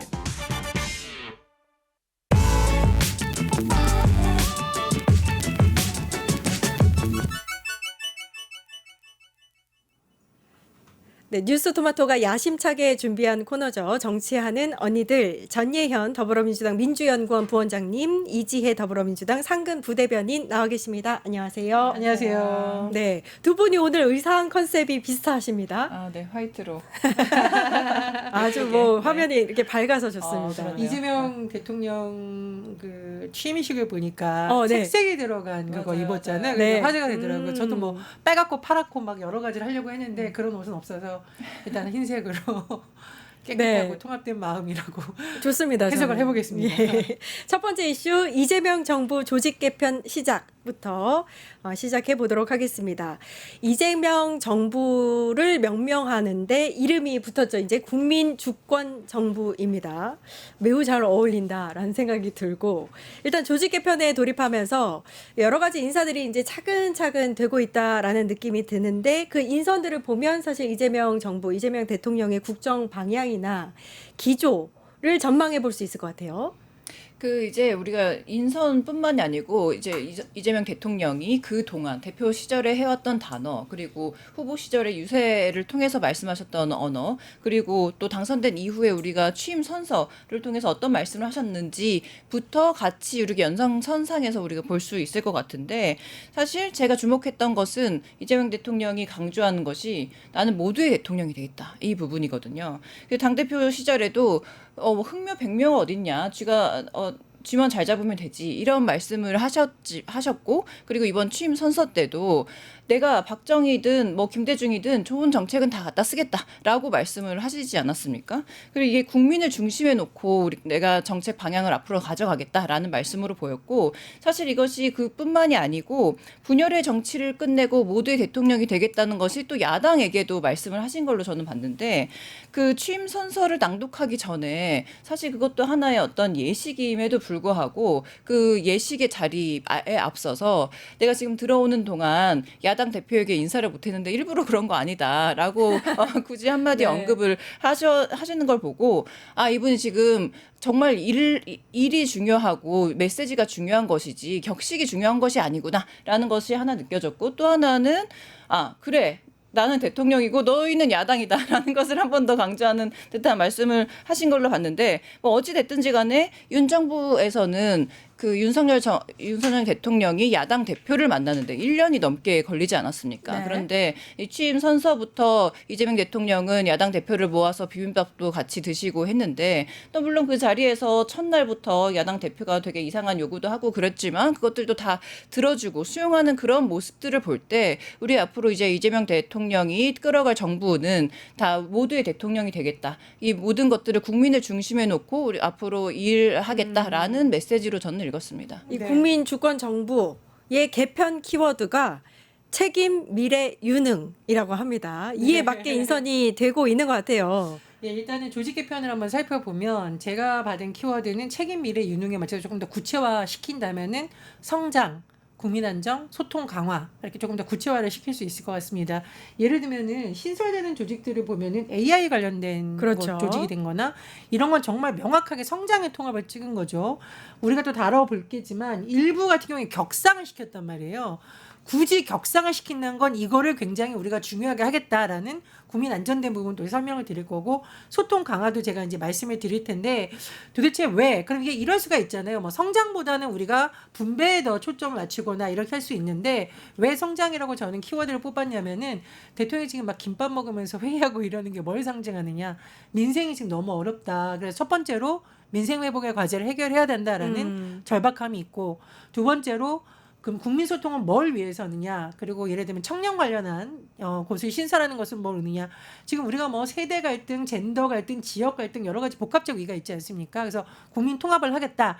그리고 제가 AI는 단순히 AI만 하는 것이 아니라 AI와 미래 전략이 같이 포함되어 있는 겁니다. 그래서 미래 성장을 위해서 가겠다라는 건데 결국 가장 중요한 것은 대통령실이 이 세 축을 놓고 굉장히 책임지고 밀고 가겠다라는 우리가 강력하게 드라이브 건다라고 하잖아요. 네. 그 의지를 조직 개편부터 드러낸 것으로 보입니다. 하나씩 좀 살펴보겠습니다. 국가위기관리센터 안보실장 직속으로 이관을 했습니다. 어떻게 보셨어요? 제가 이제 공식 선거 운동 기간에 후보 따라서 전국 유세를 같이 다녔는데 뭐 그때마다 뭐 지역 맞춤형 말씀도 하시고 아니면 그때그때 현장 분위기에 따라서 말씀을 하셨는데 그럼에도 불구하고 공통적으로 하신 말씀이 통합과 안전에 대한 얘기였어요. 그리고 이제 3주 동안의 우리 유세 기간이었는데 마지막 주에 서울 유세가 있었고 그때 관악구 유세에서 세월호 이태원 참사 유가족들을 모셔서 같이 유세 현장에서 뭐 무대에도 모시기도 하고 이야기도 들었는데 그때 당시 후보가 어떤 말씀을 강조하셨냐면 내가 자랑할 게 있다. 내가 성남시장 시절에 자꾸 화재가 나고 이러는데 그 화재가 나고 이 참사가 발생하는 이유가 방화 통로를 다 막아놓기 때문이다. 그래서 내가 그때 그 건물을 다 전수조사하고 그리고 다 앞에 있는 것들을 치우고 그리고 계속 쌓아놓을까봐 파파라치 제도를 도입해서 그런 문제들을 싹 없앴다. 그런데 마침 이라고 하면 이상하죠. 어쨌든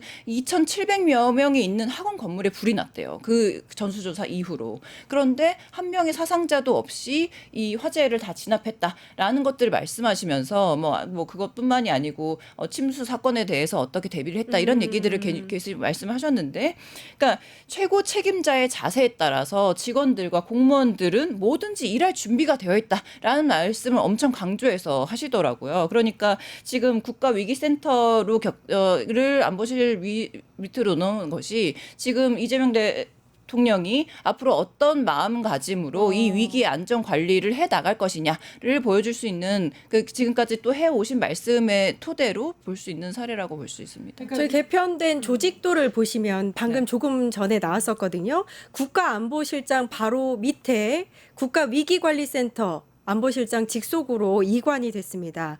그러니까 사회적인 참사라든지 대형 참사에서 사실 지금까지 국가가 어떤 역할을 했다라고 봤을 때 충분히 국가로서의 뭐 안전을 위한 역할을 했다라고 믿는 국민들은 없을 것 같아요. 근데 이 변화가 의미하는 게 좀 클 것 같습니다. 그렇습니다. 그러니까 빠르고 신속하게 대통령실부터 국정운영 컨트롤 타워가 되겠다라는 의지가 있는 건데 이 보도자료에서 국정운영 컨트롤 타워라는 말이 굉장히 강조됐다고 저는 생각이 되는데요. 그 이유가 있습니다.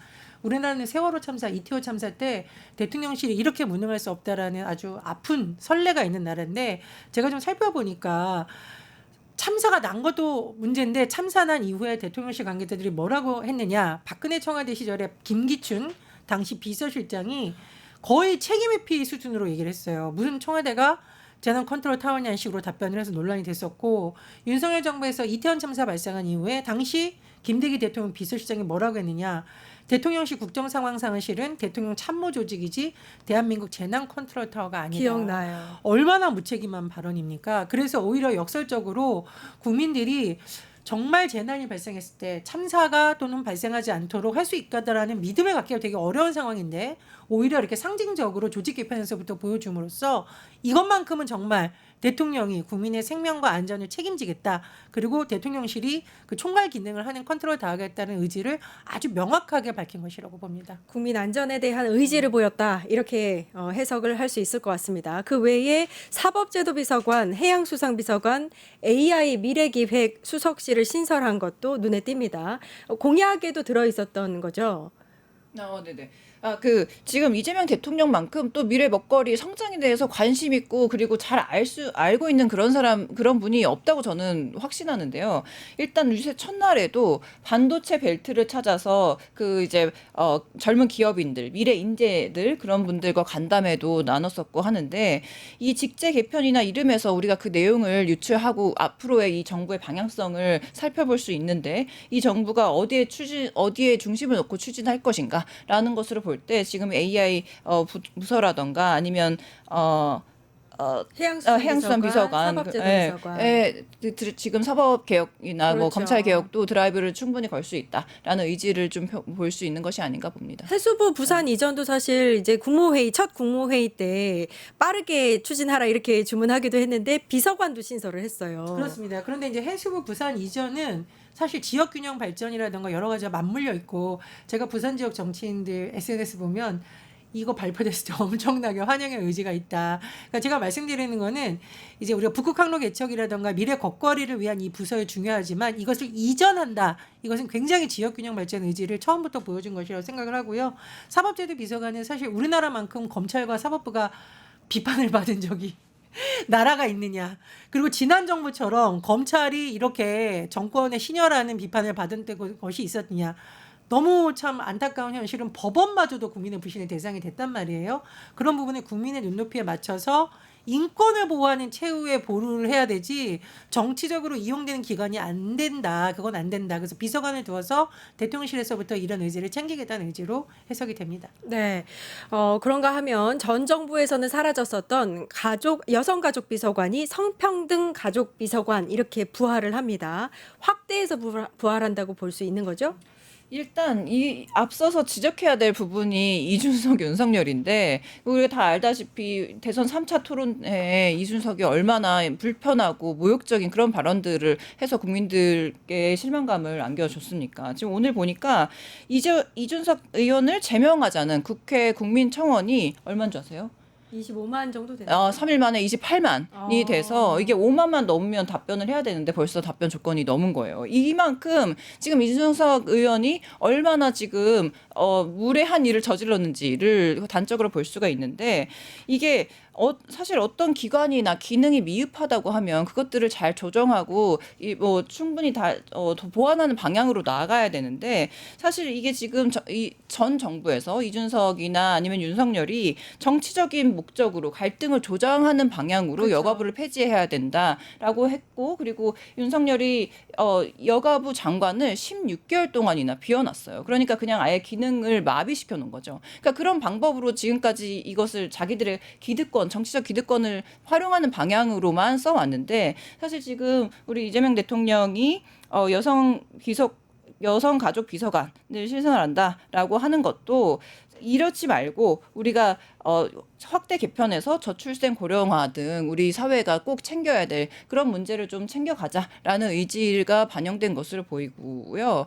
경청통합수석실. 그렇죠. 네. 경청통합수석실도 확대가 됐고. 이거를 들었을 때 저는 사실 공무원들 이제 큰일 났다 이런 생각이 들었는데 왜 그러냐면 이재명 대통령이 워낙 소통왕이시고 그리고 네. 성남시장이나 경기도지사 시절에도 여기저기 시민들 의 이야기를 왜 들어오지 않느냐. 시민들이 뭐 불편한 건지 빨리빨리 알아와라. 민원을 빨리 들어야지 우리가 그 민원을 해결해야 할 수 있는 거 아니냐라는 것들을 계속 강조해 오셨다고 해요. 그러니까 지금 경청통합수석실도 굉장히 이름이 멋지지만 사실 그 안에 있는 공무원들은 우리 국민들의 민원을 해결하기에 준비가 되어 있어야 되고 그리고 앞으로도 굉장히 많은 것들이 국민을 위해서 해결될 수 있는 그런 수석실이 아닌가라는 짐작을 한번 해봅니다. 네. 이재명 대통령 후보 시절에 각 캠프에 찍은 재미있는 사진이 있죠. 이렇게 하고 있는 겁니다. 네, 맞아요. 듣겠습니다. 네. 그리고 다 들고 다니는 게 수첩이에요. 그러니까 건성건성하지가 않고 현장에서 발생하는 문제라든가 국민의 고통을 직접 세세하게 듣겠다라는 의지를 정말 이 조직 안에 다 포함이 되어 있다고 생각을 하고 제가 재미있는 일화를 이재명 후보한테 직접 들었는데 정조 대왕이 예전에 민심을 살피러 나가면 징을 치게 했다는 거예요. 정말로 왕한테 보고하고 싶은 그것을 듣고서 성남시장 시절부터 공무원들에게 가만히 있지 말고 오히려 민원을 많이 가져오는 공무원들을 우수 공무원을 치겠다. 과거엔 그 반대였거든요. 민원 제기되면 뭔가 문제 있는 거 아니야? 발상에 전환을 했다라고 보는데 그런 의지를 여기에 담았다. 근데 이제 우리 부대변인이 말씀하셨듯이 공무원들로서는 상당히 피곤한 일이지만 국민들로서는 좀 속이 뻥 뚫리는 사이다 같은 곳이 됐으면 좋겠다는 생각이 듭니다. 성평등 가족비서관, 경청통합수석실 이 모두 이재명 대통령이 이제 사회에 대한 무슨 갈라치기라든지 민원에 대한 이제 경청이라든지 이런 의지를 반영한 거다라고 볼 수 있다 이렇게 말씀을 하셨고요. 대통령 경호처도 대대적인 개편을 예고했습니다. 일단 기존에 진행하고 있던 신규 채용도 취소를 다 시켰어요. 왜죠?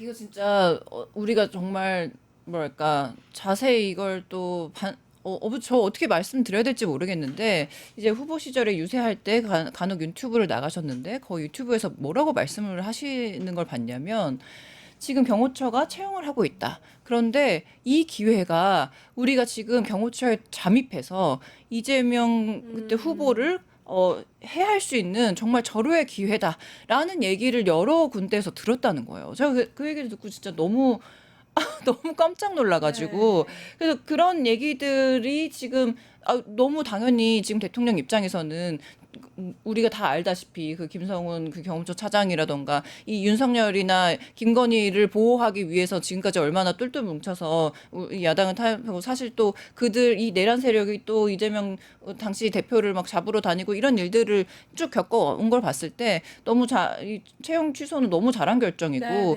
새로 다시 시작을 해야 된다라는 생각이 듭니다. 네. 일단 경호처장에는 비육사 출신의 황인건 사령관이 임명이 됐고요. 경호차장으로는 경찰 출신의 박관천 전 행정관이 낙점이 됐습니다. 경호처 투톱을 이제 다 외부 출신으로 채운 거잖아요. 네. 근데 이건 잘 볼 필요가 있는 것이 윤석열 정부에서 희한한 말이 나왔습니다. 저는 경호처를 김건희 라인으로 했다. 보통 이제 경호처는 대통령의 최측근 라인이라고 하면 그래도 우리가 그럴 수 있겠네라고 하는데 김건희 라인이라고 불리면서 국민의 신뢰를 잃었고 실제로 어떻게 했었나요? 그 뭐 장기자랑했다. 뭐 김건희 생일 축하 파티였는데 직원하고 군인이 동원됐었다. 이런 경호처가. 논란이 끊이지가 않았습니다. 그래서 이런 부분에서 전면적인 인적 개편도 있어야 되고 구조적 개편도 있어야 된다는 문제의식이 반영됐다라고 보고요. 저는 이번 기회를 좀 계기로 경호처가 국민들한테 좀 기존의 경호처 인력들은 반성을 해야 된다. 왜냐? 윤석열 내란 수계에 대한 체포영장 집행을 방해하면서 사실상 범죄 행위를 조장했다라는 비판도 일고 있거든요. 그런 문제를 좀 해소하기 위해서 지금과 같은 조치가 불가피했다고 봅니다. 자, 이재명 정부가 대통령실을 시작으로 정부 조직을 하나하나씩 개편해 나갈 예정입니다. 2달을 목표로 하고 있다고 하고요. 고위 관계자 이야기도 나왔습니다. 검찰을 가장 1순위 개편 대상으로 보고 있다. 이런 얘기가 나왔는데 어디가 개편될까요? 아니 일단 뭐 개편도 개편이고 그 아까 말씀하신 것처럼 검찰이라던가 우리 법원 조직이라던가 지금 뭐 국회에도 많은 법안들이 발의가 되어 있는데 그런 것들이 하나하나 통과가 돼야 되고 또 사실 뭐 20일 안에 아니죠. 이제 새 정부가 들어서면 장관도 임명을 해야 되고 그 장관 임명하고 나서 또 20일 안에 또 청문회도 해야 되고 이런 굉장히 많은 일들이 지금 놓여져 있습니다. 그래서 그 기간에 아마 국민의힘은 이것들을 어떻게 잘 지켜볼지 반대할지 찬성할지는 잘 모르겠지만 지금까지 하는 행보로 보면 이재명 대통령이 대통령 일을 하고 싶어서 10년 동안 얼마나 벼르고 벼러왔습니까? 그래서 뭐 생각보다 더 속도를 내서 차근차근 착착 신속하게 진행이 될 거다 이렇게 보여집니다. 검찰 같은 경우에는 이게 수사와 기소 기능을 분리를 해서 중대범죄수사청을 별도로 만들고 검찰청은 기소청으로 분리하는 방안이 나왔어요. 전 이거 분명히 국민의힘에서 이재명 대통령이 검찰을 장악하려고 하는 수단이다라고 그렇게 프레임을 비판할 것 같은데 네. 검찰에 오히려 힘을 빼는데 어떻게 검찰에 오히려 힘을 키워야 권력자들이 그 칼을 휘두를 수 있는 건데 검찰개혁 문제는 이재명 정부 들어서 갑자기 나온 건 아니고요. 수십 년 동안 이런 방향으로 간다. 권력기관은 이렇게 계약한다라는 안을 지금 담고 있는 겁니다. 그래서 국민의힘이 부디 이런 프레임을 씌우지 않기를 바라고 두 번째로 기획재정부 같은 그쵸. 경우에는 예산 편성 기능 재정정책 금융 이렇게 나눈다는 겁니다. 예산처하고 재무부. 근데 저는 이거는 굉장히 찬성한다. 왜냐하면 저도 일을 하잖아요. 부처 내에서도 기재부가 상황이라는 얘기가 나옵니다. 기재부에 가서 다 굽신굽신 해야 되고 심지어 국회에서 하려는 방향, 정부에서 하려는 방향을 기재부가 손을 잡고서 상황 노릇을 하는 사례를 저는 개인적으로 많이 봤다고 생각이 들거든요. 그래서 새 술은 새 부대에 담아야 되는데 그 부대가 찢어진 부대면 안 된다. 제대로 된 부대가 되기 때문에 정부 조직 개편은 불가피하다고 보고요. 일강스 나오는 거 보니까 이제 통계청이 공공 데이터를 다루는 주무부서가 돼야 된다라고 하는데 요즘 뭐 빅데이터 활용이라던가 오히려 마이크로 데이터를 활용해서 여러 가지 재난이라던가 행정을 할 때 굉장히 세분화된 걸 하는 게 발달되고 있거든요. 그런 부분에 있어서 좀 과학적으로 행정을 하겠다 이런 의미로 해석이 됩니다. 네, 기재부의 예산처와 재무부 분리, 또 통계청과 관련해서 공공 데이터를 다루는 주무부서가 돼야 된다까지 이재명 정부의 개편안, 인사 개편안, 주무부처 개편안 살펴봤습니다. 이슈 두 번째로 넘어가겠습니다. 피의자 된 한덕수 전 총리입니다. 한덕수 전 총리가 피의자가 됐습니다. JTBC 보도에 따르면 내란 수사 중인 경찰 특수단이 한덕수를 피의자로 적시했다. 이런 소식이 들려왔어요. 이게 지금 JTBC가 어제 보도를 해서 우리가 알고 있었는데 사실 그러니까 출국 금지 조치는 5월 중순쯤에 이루어졌다고 5월 27일 정도에 경찰이 밝혔었고요. 그리고 지금 경찰이 5월 초에 대통령 경호처로부터 계엄 선포 직전 대통령실 내 대접견실에서 열린 국무회의 보안 카메라 이런 것들을 지금 이미 제출받아서 분석을 해온 결과가 이제 드러난 겁니다. 네. 그러니까 이 지금 한덕수 전 총리가 사실 본인은 계엄을 말리려고 했다라고 얘기를 한 것인데 CCTV로 확연히 이 사람이 진술을 한 내용과 너무 다른 것이 드러난 거예요. 그래서 이 부분에 대해서 지금 수사를 척척 진행을 해야 된다. 그러니까 한덕수 총리 주장은 사실 대통령의 계엄을 말리려고 했다라는 게 주장이었는데 여러 수사를 통해 경찰 특수단이 보고한 보고서를 보면 오히려 국무회의로 계엄 정당성을 확보해 주려고 했다라는 게 나온 거잖아요. 근데 언론 보면은요, 일단 국무회의 자체도 굉장히 부실하게 됐었다라는 말이 나오고 있고, 두 번째로 지금 이게 이제 방조하려고 어떻게 해서든지 계엄이 정당하게 보이려고 이거를 소집했고, 그래서 방조한 혐의가 있을 수 있다라고 지금 해석이 나오고 있거든요. 저는 충분히 가능하다. 물론 수사도 중요한데 그동안 국민의힘 일각의 친윤 그룹에서 왜 이렇게 한덕수를 대선 후보로 만들려고 그 난리를 쳤을까? 왜 그럴까? 저는 이거는 윤석열하고 분명히 뭔가 교감이 있을 거라고 생각을 하고, 윤석열이 계속 주장하고 있지 않습니까? 절차적 정당성을 지켰다는 뜻이 이 한 통속이라고 봐요. 그래서 최근에 이 경찰에서 하고 있는 수사 보고서 입수를 계기로 한덕수의 거짓말이 드러날 것이고, 결국은 이것은 윤석열에게도 치명타가 될 것이다. 저는 이렇게 전망을 합니다. 그러니까 계엄법상 또 헌법상 비상계엄을 선포하려면 국무회의를 소집해서 심의를 거쳐야 합니다. 근데 이 과정에서 한 전 총리가 국무회의를 소집했고 실제 윤석열 씨가 그 절차에 문제 없었다라는 근거로 요걸 사용하고 있어요.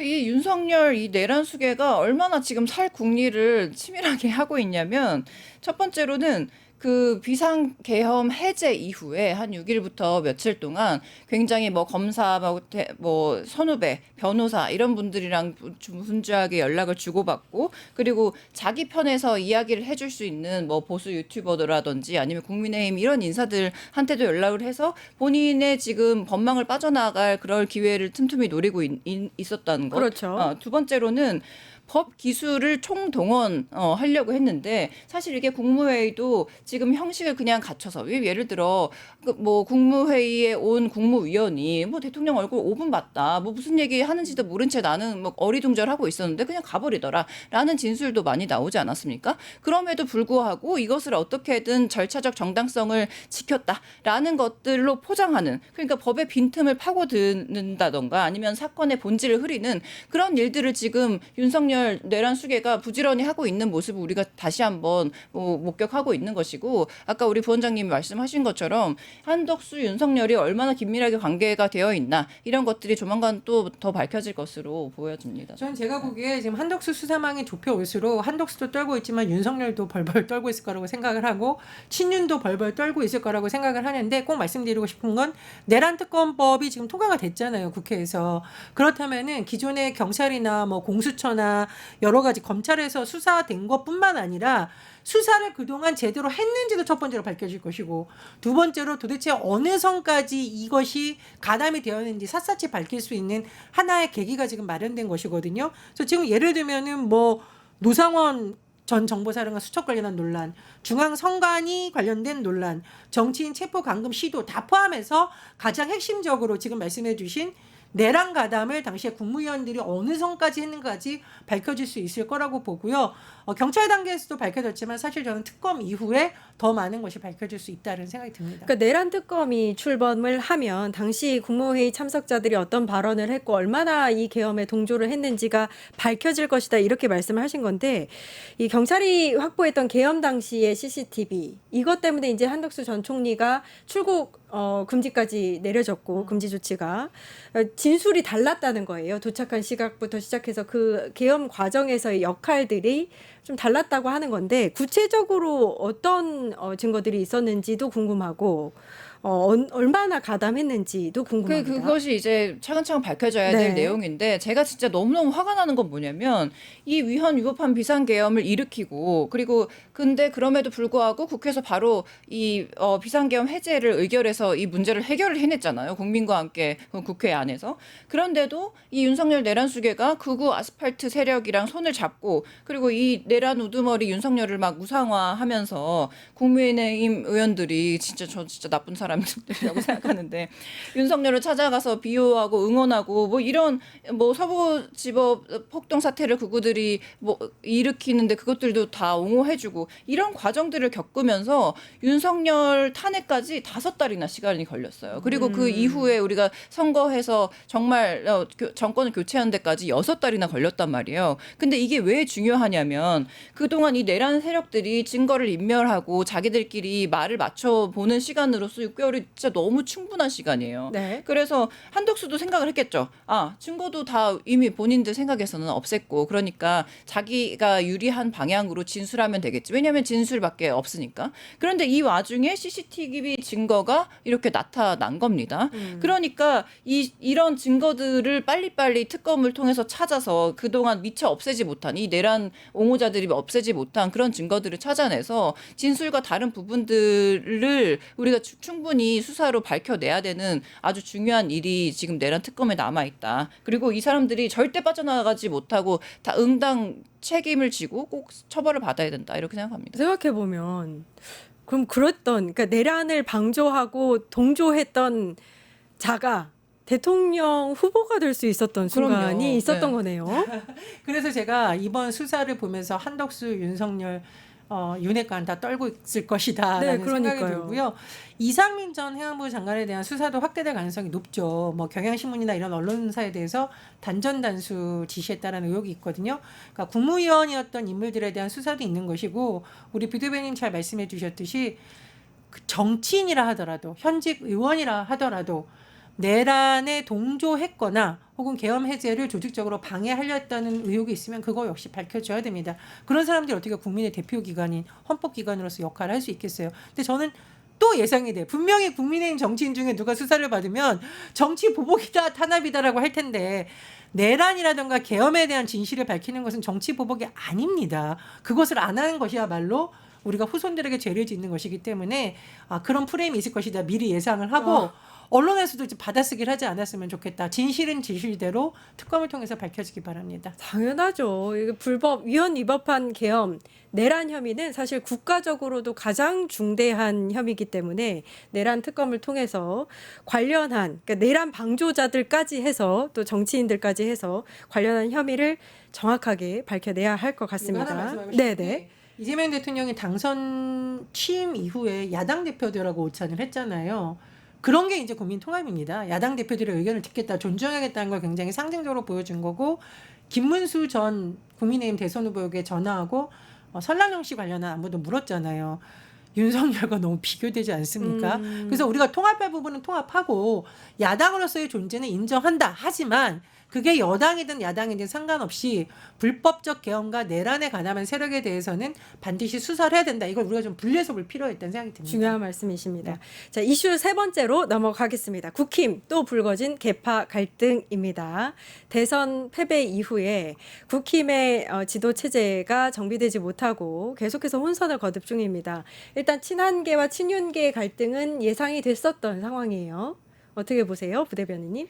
그 이제 친한 친윤을 넘어서 사실 새롭게 떠오르는 친문 김문수가 있잖아요. 네. 그리고 여기 또 다르고 오늘 기사를 보니까 아무런 개파색이 없지만 뭔가 든든한 모습을 보여준 안철수로 체제를 정비할 수도 있다. 이런 얘기도 나누더라고요. 그러니까 굉장히 여러 가지가 복합되어 있는데 제일 문제라고 지금 갈등의 골은 사실 친윤, 친한도 있지만 그러니까 우리가 친윤이 한덕수를 어떻게든 후보를 그때 당시에 만들려고 32종의 서류를 미리 만들어 놨다가 네. 그 앞에서 뻗치기 하는 기자들이 새벽 2시까지 있었는데 그 사람들이 다 가는 것을 확인하고 그리고 3시부터 후보 등록을 하고 빨리 접수를 하고 마감을 시키는 그런 뭐 기상천외한 일들을 버렸다는 게 드러났잖아요. 한덕수 전 총리가 직접 방문한 것도 아니라는 방문한 기사도 맞아요, 나왔어요. 맞아요. 그 얘기도 나왔는데 이제 무리해서. 그래서 이 한덕수에 맞춰서 유세 차량도 다 랩핑도 하고 그리고 거기에 맞춰서 다 유세 비용도 다 처리를 했기 때문에 김문수가 진짜 최종 후보가 됐을 때 지금 국민의힘에서 쓸 수 있는 그 선거 비용들이 없었다. 뭐 이런 것들을 지금 하나 둘씩 기사로 나오는 것을 봤을 때 그런데다가 지금 친윤 친한 뭐 갈등이다, 당 대표 뭐 개파 갈등이 뭐 이런 얘기를 봤을 때 진짜 이 사람들이 아직도 정신을 못 차렸구나 이런 생각이 일단 처음으로 들었고, 왜 그러냐면 이번에 그 대선 결과도 볼 수 있듯이 본인들이 뭘 해도 영남에서는 다 그냥 찍어준다라고 하는 마음가짐이 있기 때문에 그냥 국민의 삶이나 뭐 대한민국의 미래 이런 것들은 관심이 없이 그냥 영남당으로서 앞으로 당권이나 아니면 공천권 이런 것들을 누가 가질 수 있는 것이냐만 지금 골머리를 쓰기 때문에 우리가 친한 친윤 갈등이고 또 김문수의 뭐 새로운 어떤 등장이고 이런 얘기들을 아직도 하는 모습이 참 안타깝고 네. 별로다라고. 별로다. 네. 친한계 같은 경우에는 조기 전당대회를 해서 지도부를 갖추자 이런 입장인 것 같고, 친윤계는 비대위 체제를 유지하자 이런 입장인 것 같아요. 근데 이게 너무 잘 말씀을 해주셨는데 사실 본인들이 배출한 대통령이 파면이 됐잖아요. 그것도 어떻게 보면 박근혜보다도 더 심각한 국민에게 총뿌리를 겨눈 불법 계엄과 내람으로 인해서 이번 사태가 됐고 대선에서 패배했으면 사실은 상당수가 정계 은퇴 선언부터 해야 됩니다. 국민들 앞에 석고 대제를 해야 돼요. 근데 그게 쇼든 뭐든 그런 거 다 생략하고 네 잘못이네 내 잘못이네 얼렁뚱땅 넘어가면서 다음 지방선거 공천권 잡겠다고 하는 게 참 한심스럽다.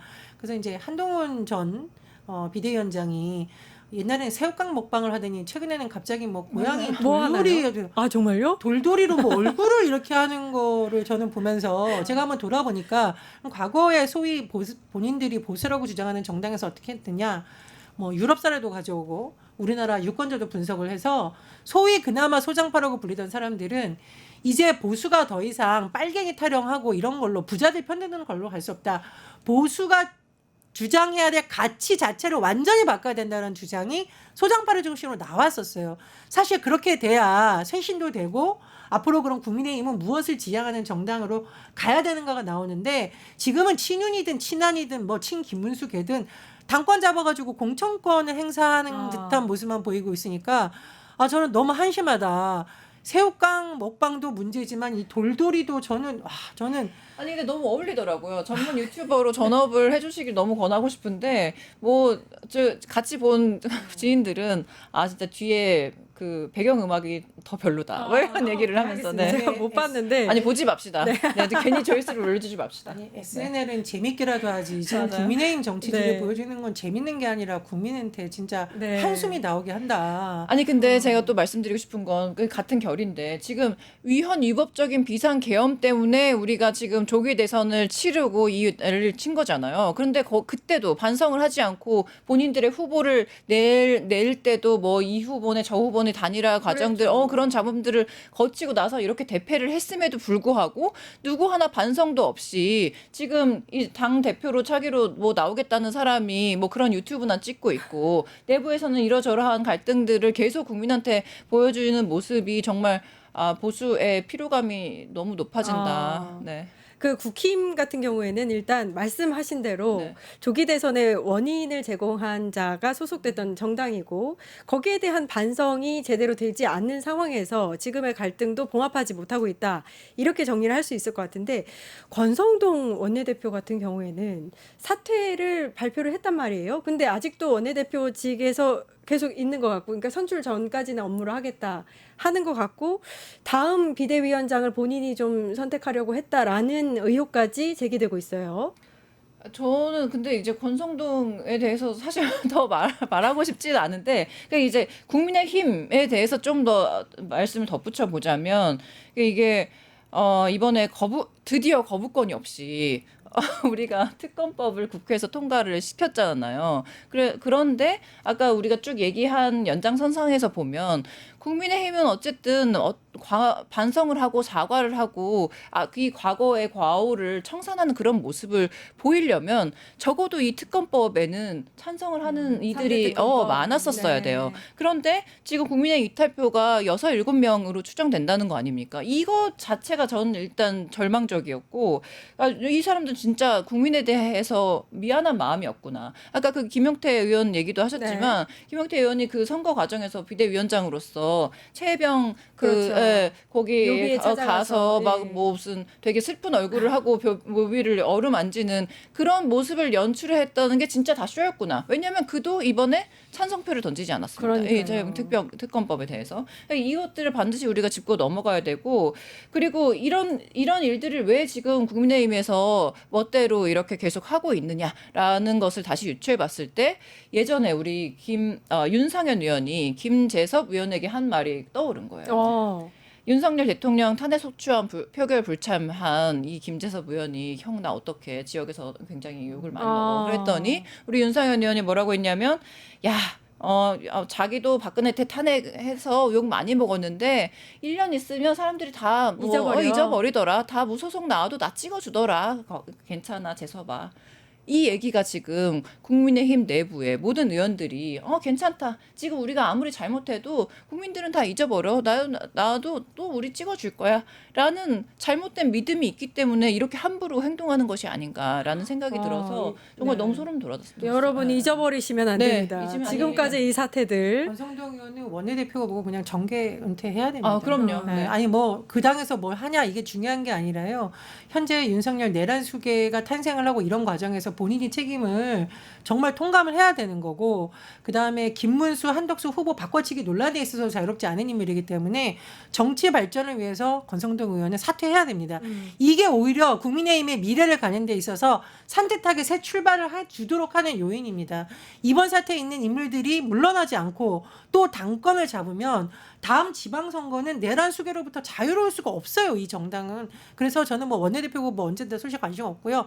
권성동 의원 빨리 책임지고 정계 은퇴하시라. 국힘 생각해서 말씀드리는 거예요. 말 들으시고. 네. 일단 근데 김용태 비대위원장 사퇴를 종용했다는 이야기도 들리던데 그러니까 그럼 사퇴를 만약에 비대위원장이 사퇴를 하면 권성동 원내대표가 당대표를 대행하게 된다. 이런 얘기가 있단 말이에요. 그걸 그러면은 계산했던 건가?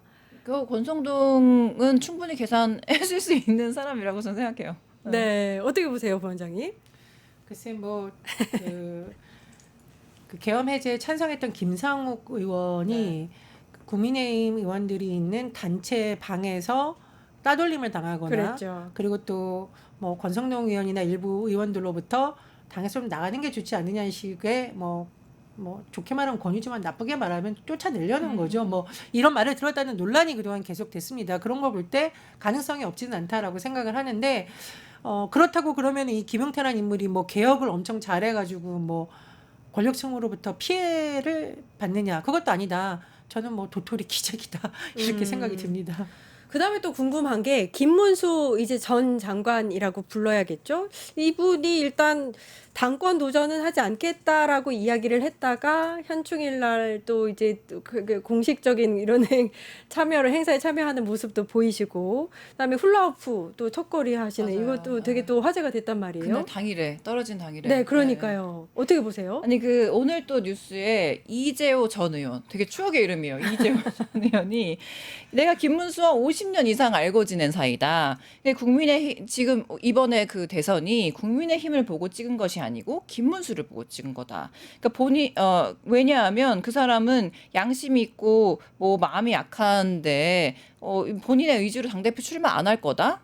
대선에서 적는데 무슨 당대표냐 뭐 이런 생각이 있는 것이고 뭐 권력력도 없다. 뭐 이렇게 얘기를 하셨더라고요. 근데 저 진짜 완전 반박을 하고 싶은 게 뭐냐면 김문수가 전에 고용노동부 장관 했을 시절에 서영교 의원이 그 국회 본회의장에 이 국무위원들에게 야 지금 국무위원들 다 일어나서 지금 이 내란을 같이 동조한 것에 대해서 사과하라라고 요청했을 때 모든 국무위원들이 일어나서 사과를 했는데 김문수만 앉아 있었단 말이에요. 그 김문수만 그 이후부터 대선 차기 주자로 이름을 오르기 시작하고 그리고 후보군에 오르기 시작했을 때가 그때였어요. 근데 제가 그때 무슨 말을 들었냐면 김문수는 굉장히 착한 사람이다. 김문수는 본인의 이 당권의 이 대권의 욕심이 없는 사람이기 때문에 아마 다른 사람을 지지 선언을 하고 본인은 뒤로 빠져 있을 것이다. 앞으로 나설 사람이 절대 아니다. 라는 얘기를 들은 지 며칠 뒤에 이 국민의힘 경선이 있을 때 제일 처음으로 등록한 사람이 바로 김문수입니다. 네. 그리고 나서 그렇게 오만 그 국민의힘에서 얼마나 많은 사람들이 친윤 세력들이 한덕수를 이 국민의힘 후보로 하려고 후보 단일화 문제라든지 얼마나 많은 음해 공작 이런 것들을 다 견디고 나서 국민의힘의 대선 후보가 된 사람이 바로 김문수입니다. 그렇기 때문에 지금 뭐 이재호가 무슨 50년 지기 친구라고 그럴 사람이 아니라고 얘기를 했지만 저는 김문수가 당권 도전에도 충분히 지금 관심이 있어서 그런 행보를 보이고 있다라고 왠지 좀 단언하고 싶은 마음이 지금까지의 드네요. 행보를 보면 사실 네. 국민들은 이재호 전 의원이 얘기하는 걸 믿을 수가 없어요. 50년 지기 친구의 이야기도 믿을 수 없습니다. 제가 네. 김문수 의원 담당 기자였어요.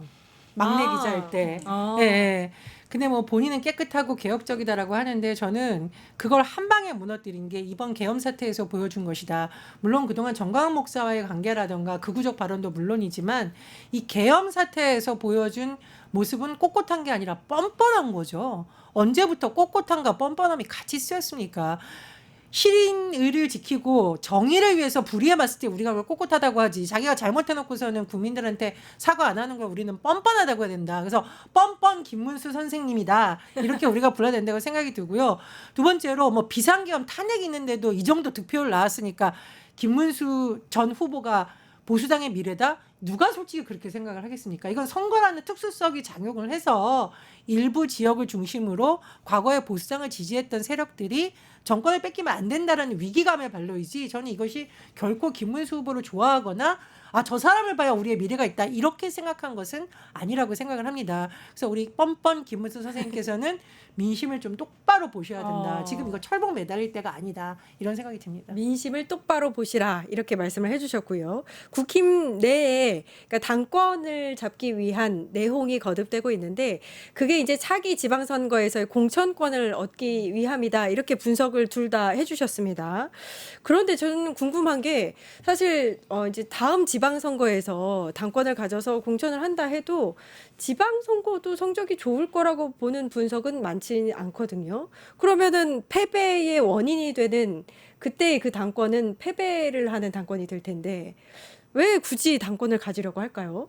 아니 근데 사실 지금 이 선거도 뭐 완전 자기들이 지겠다, 우리는 완전 이 당이 해산하겠다라는 심정으로 선거를 치른 것이 아니고, 그리고 계속 반 이재명 전선을 그으면서 본인들이 선거 운동도 하고 했기 때문에 충분히 지방선거는 승산이 있다고 생각할 수도 있죠. 그리고 어쨌든 지방선거를 통해서 본인들의 이 정치적 자산을 유지하기 위한 본인 사람들을 챙겨야 하는 그런 정치 계산도 당연히 포함되어 있을 거라고 봅니다, 저는. 그 정치를 하는 사람들이 사실 국민을 우선적으로 또 국가의 미래를 우선적으로 생각해야 하는데 본인의 이제 앞날과 당권을 가지고 그 권력을 쥐락펴락할 수 있는 그 부분만 계산을 하고 있는 것 같아서 좀 씁쓸합니다. 이런 거 골목대장 정치라고 합니다. 국가의 미래나 또는 뭐 예를 들면 기후위기, 인구 문제, 이런 게 사실은 정치권에서 다뤄야 될 문제잖아요. 그게 아니라 오로지 내가 당내에서 어떤 권력을 차지하느냐, 내 지역구에서 내가 공천권을 지느냐, 이것만 생각하는 것을 골목대장 정치라고 저는 명명을 하거든요. 너무나 안타깝게도 국민의힘이 지금 이 상태에 빠져 있다. 차근차근 짚어봐야 되는 거죠. 왜 우리는 국민에게 버림받았는가? 왜 윤석열 계엄이 터졌을 때 우리는 뭘 했고 그 이후엔 제대로 대처했는가? 이런 문제를 짚지 않고 지금 뭐 내년 지방선거 보면서 자기네들이 기득권 다툼 할 때입니까? 그래서 저는 너무 안타까운 게 뭐냐면, 이제 물론 선거가 끝났습니다마는 보수 일각에서도 그런 말 나왔잖아요. 차라리 이번 대선에서 국민의힘 후보가 대패를 해야 제대로 반성하고 그것이 진정한 보수 정당으로 가는 길이 될 것이다라고 얘기를 했는데 아쉽게도 그런 결과가 안 나왔다. 그것이 오히려 저는 국민의힘의 악재로 작용하고 내부의 기득권 다툼을 촉진한 요인이 됐다고 봅니다. 골목대장 정치를 하고 있다, 이렇게 말씀을 하고 계신데 이런 국힘이 보수의 쇄신이 가능한가, 어떻게 분석하시는지요?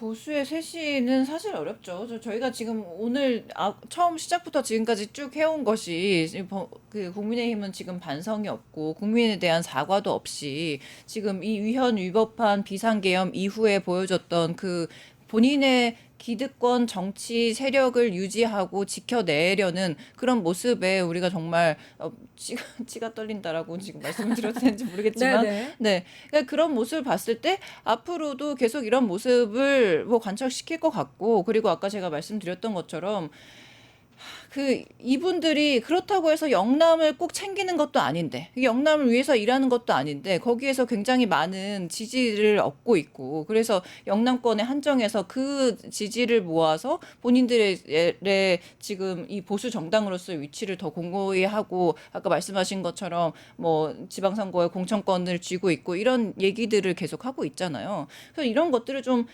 아까 말씀하신 것처럼 우리가 지금 국민을 위해서 일해야 되고 그리고 앞으로의 미래를 위해서 일해야 되는 이 시점에 자꾸 본인들의 정치적 기득권만 생각하지 말고 좀 빠져나오시면 좋겠다. 제대로 사과하고 제대로 반성하고 이제 제대로 된 보수 정당의 기능을 했으면 좋겠다. 이런 생각을 해봅니다. 그러니까 도대체 보수가 뭐냐는 겁니다. 우리나라 보수가 추구하는 가치가 뭐느냐. 이제까지 국민의힘이 썼던 전력을 보면은 첫 번째 30년 전에 이미 끝났어야 될 색깔론을 지금 김문수 후보가 즐겨 쓰는 프레임이었죠. 윤석열도 툭하면 반국가 세력. 두 번째 노조 탄압. 세 번째 재벌과 대기업 편.